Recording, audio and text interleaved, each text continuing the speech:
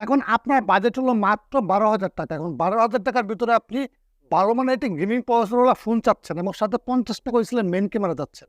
তো বন্ধুরা, আমাদের এই কষ্টের টাকা যাতে কোনো বিফলে না যায় বা কোনো সস্তা ফোন কিনে আমরা যাতে না ঠকি, আজকে আপনাদের জন্য নিয়ে আসলাম এমন ৩ টে স্মার্টফোন, যে ৩ টে স্মার্টফোন বর্তমানে one of the best smartphone. তার মধ্যে ২ টি হলো আনঅফিসিয়াল। তো চলুন বন্ধুরা, কোনো কথা না বাড়িয়ে শুরু করা যাক আজকের ভিডিও।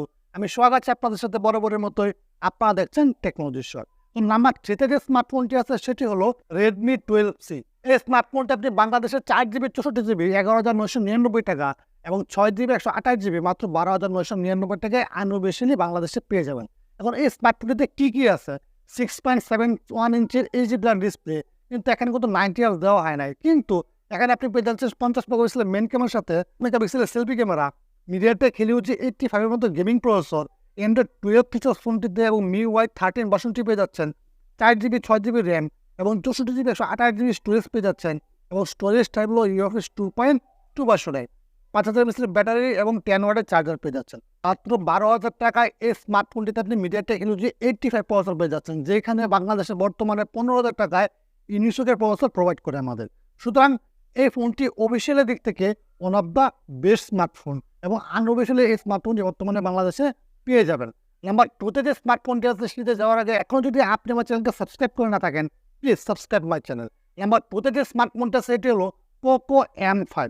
এই স্মার্টফোনটি বর্তমানে আনঅফিসিয়ালি একটি ভেরিয়েন্টে পেয়ে যাচ্ছেন 4GB 64GB মাত্র ১২,০০০ টাকায় এবং এই স্মার্টফোনটিতে আপনি পেয়ে যাচ্ছেন মিডিয়াটেক Helio G99 প্রসেসর, যেই প্রসেসর দিয়ে আমরা ২০,০০০ টাকার স্মার্টফোন বাংলাদেশে দেখে থাকি এবং এটি কিন্তু মিডিয়াটেকের একটি one of the best processor. PUBG এখানে আপনি 40 FPS খেলতে পারবেন।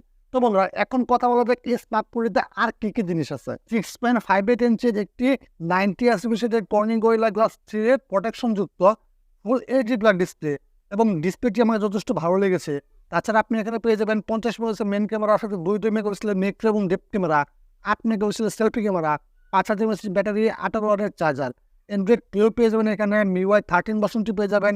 মিডিয়াটেক Helio G99 গেমিং প্রসেসরটি পেয়ে যাচ্ছেন। 4GB র্যাম এবং 64GB স্টোরেজ এবং স্টোরেজ টাইপ হলো UFS 2.2 ভার্সনের।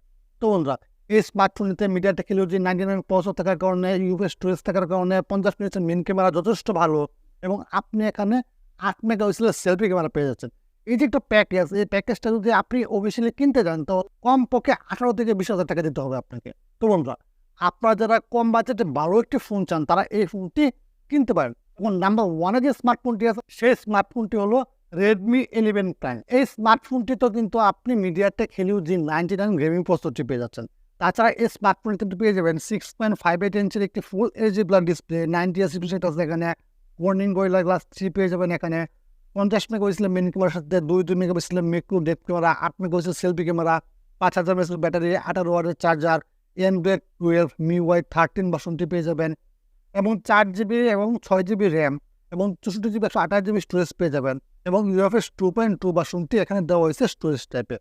এবং এই ফোনটি আপনি 4GB 64GB 12,990 টাকায় এবং 6GB 128GB 14,999 টাকায় পেয়ে যাবেন বর্তমানে বাংলাদেশে মোবাইল মার্কেটে। তো বন্ধুরা, এই যে Redmi 11 Prime এবং পোকো M5 দুটো ফোনে কিন্তু আপনি 12,০০০ টাকার ভিতরে মোটামুটি মিডিয়াটেক Helio G99 প্রসেসর পেয়ে যাচ্ছেন এবং এই দুটো ফোন কিন্তু one of the best phone গেমিংয়ের জন্য লো বাজেটের মাঝে।